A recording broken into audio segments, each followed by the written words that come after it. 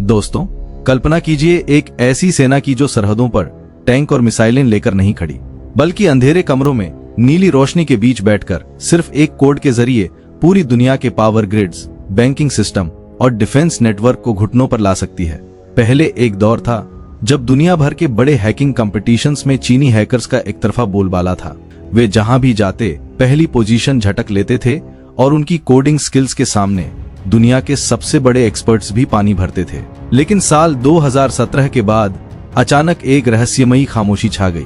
चीनी हैकर्स की मौजूदगी अंतर्राष्ट्रीय मंचों से पूरी तरह गायब हो गई, जैसे उन्हें किसी ने जमीन निगल गई हो या आसमान खा गया हो। पहले तो किसी को समझ नहीं आया कि दुनिया के सबसे टैलेंटेड हैकर्स ने ग्लोबल इवेंट्स से तौबा क्यों कर ली। लेकिन फिर 2019 में एक ऐसी घटना हुई जिसने चीन के सबसे खतरनाक और गुप्त हैकिंग प्लान का पर्दाफाश कर दिया। आज की इस विशेष डॉक्यूमेंट्री में हम उस कहानी को खोलेंगे जहां एथिकल हैकिंग और खूंखार साइबर वॉरफेयर के बीच की लकीर पूरी तरह मिट जाती है। अनदेखा सच की एक और रोमांचक वीडियो में आपका स्वागत है।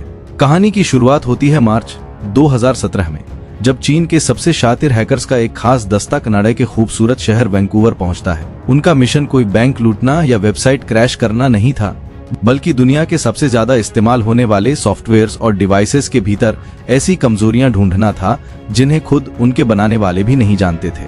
उनके निशाने पर थे गूगल क्रोम, माइक्रोसॉफ्ट विंडोज और एप्पल आईफोन। ये लोग पॉन टू ऑन नामक एक लीगल हैकिंग कंपटीशन में हिस्सा लेने आए थे।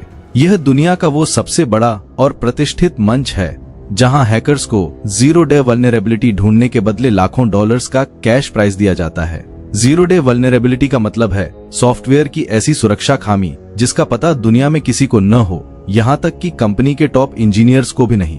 सालों तक चीनी हैकर्स इन इवेंट्स में बाजी मारते रहे, लेकिन 2017 का वो साल आखिरी था जब उन्हें अंतर्राष्ट्रीय मंच पर देखा गया। इसके बाद चीन की कम्युनिस्ट सरकार ने अचानक अपने इन साइबर योद्धाओं की लगाम खींच ली और उन्हें दुनिया से छिपा दिया। सवाल उठा कि आखिर क्यों चीन अपने सबसे बड़े हुनर को दुनिया की नजरों से दूर कर रहा है। इस रहस्यमयी खामोशी के पीछे चीन की सबसे बड़ी और ताकतवर साइबर सिक्योरिटी फर्म कीहू 360 के सीईओ जो हंगई का एक बेहद विवादास्पद और सनसनीखेज बयान था। उन्होंने चीनी सरकारी न्यूज एजेंसी सीना को दिए एक इंटरव्यू में अपने ही देश के हैकर्स को कड़ी फटकार लगाई। उनका कहना था कि अपनी बेमिसाल हैकिंग स्किल्स को चंद लाख डॉलर्स के इनाम के लिए विदेशी कंपनियों के सामने परोसना महज एक ख्याली जीत और वक्त की बर्बादी है। उन्होंने तर्क दिया कि इन वल्नरेबिलिटीज की असली कीमत महज कुछ डॉलर्स नहीं बल्कि बिलियंस ऑफ डॉलर्स है, जिसे चीन की नेशनल सिक्योरिटी और रणनीतिक बढ़त के लिए सुरक्षित रखा जाना चाहिए। इस बयान के कुछ ही समय बाद चीनी सरकार ने आधिकारिक तौर पर एक सख्त कानून बना दिया। अब कोई भी चीनी साइबर रिसर्चर विदेशी कंपटीशंस में हिस्सा नहीं ले सकता। इसके बजाय चीन ने अपनी एक अलग डिजिटल दुनिया बसा ली और अपना खुद का हैकिंग इवेंट शुरू किया, जिसका नाम रखा गया टियनफू कप।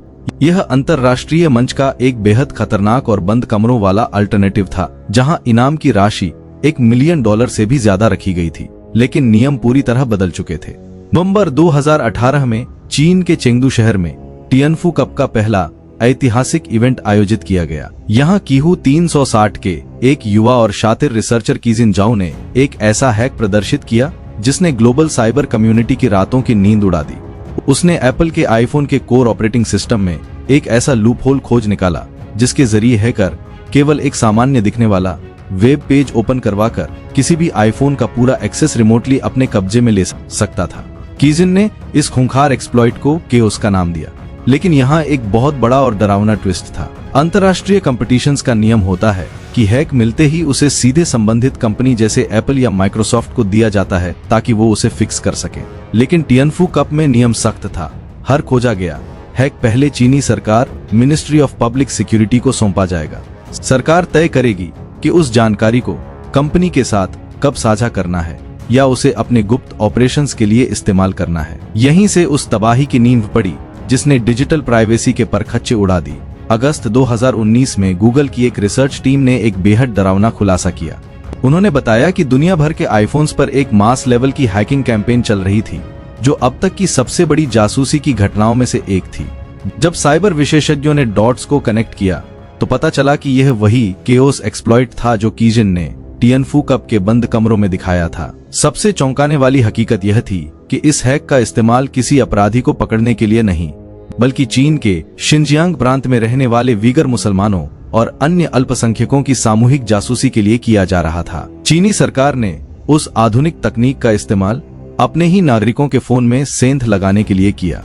उनके फोन के जरिए उनके हर निजी मैसेज, फोटो, लोकेशन और कॉल रिकॉर्ड्स पर दिन रात हर समय बिना रुके नजर रखी जाने लगी। अमेरिका और कई यूरोपीय देशों ने इसे डिजिटल जेनोसाइड करार दिया। चीन की यह हैकिंग कैंपेन सिर्फ वीगर मुसलमानों तक सीमित नहीं थी, बल्कि उन जर्नलिस्ट्स और सोशल एक्टिविस्ट्स को भी बेरहमी से निशाना बनाया गया जो बीजिंग की नीतियों पर सवाल उठाते थे। फरवरी 2024 में चीन की साइबर ताकत का एक और काला अध्याय दुनिया के सामने आया, जब गिटहब पर चीन की आइसुन नामक कंपनी का डेटा गलती से लीक हो गया। यह कंपनी कोई साधारण आईटी फर्म नहीं थी, बल्कि यह चीनी मंत्रालय और पीपल्स लिबरेशन आर्मी के लिए स्पाईवेयर तैयार करने वाली एक कॉन्ट्रैक्ट किलर कंपनी की तरह काम कर रही थी। लीक हुई फाइलों और चैट लॉग्स से पता चला कि यह कंपनी हर हैक किए गए ईमेल इनबॉक्स के लिए सरकार से 40,000 से $70,000 तक की भारी फीस वसूलती थी। उनके पास ऐसे टूल्स थे जो सोशल मीडिया पासवर्ड्स को चुटकियों में क्रैक कर सकते थे। आज टिएनफू-कप को अलीबाबा और एंड ग्रुप जैसे चीन के सबसे बड़े टेक जायंट स्पॉन्सर कर रहे हैं। अमेरिकन इंटेलिजेंस एजेंसी FBI का मानना है कि इन कंपटीशंस के जरिए चीन नेशनलिस्ट हैकर्स की एक ऐसी विशाल फौज तैयार कर रहा है जो किसी भी देश की अर्थव्यवस्था को हफ्तों में तबाह कर सकती है। ये हैकर्स किसी मेडल के लिए नहीं, बल्कि चीन के डिजिटल डोमिनेंस के लिए लड़ रहे हैं। चीन की इस हैकर सेना में सबसे खतरनाक नाम है APT41 और वोल्ट टाइफून। ये ऐसे ग्रुप्स हैं जिनका बजट किसी छोटे देश के रक्षा बजट के बराबर है। साल 2024 में इन चीनी हैकर्स ने अपनी ताकत का वो ट्रेलर दिखाया जिसने अमेरिका को भी हिला दिया। उन्होंने अमेरिका के ट्रेजरी डिपार्टमेंट के डेटाबेस में सेंध लगाई और हजारों कीमती दस्तावेज चुरा लिए। इतना ही नहीं, उन्होंने AT&T, वेराइजन और T-Mobile जैसे विशाल टेलीकॉम नेटवर्क्स के अंदर अपनी पैठ बना ली। एक्सपर्ट्स का कहना है कि ये हैकर्स सिस्टम में घुसकर तुरंत धमाका नहीं करते, बल्कि वे स्लीपर सेल की तरह सालों तक नेटवर्क के अंदर खामोशी से बैठे रहते हैं।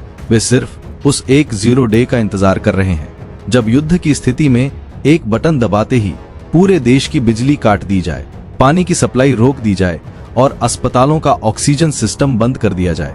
यह एक ऐसी खामोश मौत है जिसे मिसाइल डिफेंस सिस्टम भी नहीं रोक सकता। दोस्तों, चीन की यह हैकिंग आर्मी और उनका टिएनफू-कप मॉडल साबित करता है कि आने वाले समय में सबसे बड़ी महाशक्ति वो नहीं होगी जिसके पास सबसे ज्यादा परमाणु बम है, बल्कि वो होगी जिसके पास सबसे ज्यादा 0 डे एक्सप्लॉइट्स और डेटा एक्सेस होगा। चीन एक ऐसे भविष्य की तैयारी कर रहा है जहां युद्ध मैदानों में नहीं, बल्कि फाइबर ऑप्टिक केबल्स और सर्वर रूम्स में लड़े जाएंगे। एक ऐसा युद्ध जहां एयर स्ट्राइक से ज्यादा खतरनाक नेटवर्क ब्लैकआउट होगा और जहां असली जासूसों से ज्यादा घातक आपके जेब में रखा आपका अपना स्मार्टफोन होगा। चीन ने अपने हैकर्स को दुनिया से छिपाकर उन्हें एक साइबर एटम बम की तरह विकसित कर लिया है। आज दुनिया के हर बड़े देश का इंफ्रास्ट्रक्चर चीन के इन अदृश्य कोड्स के निशाने पर है। क्या हम इस नई तरह की गुलामी और जासूसी के लिए तैयार हैं?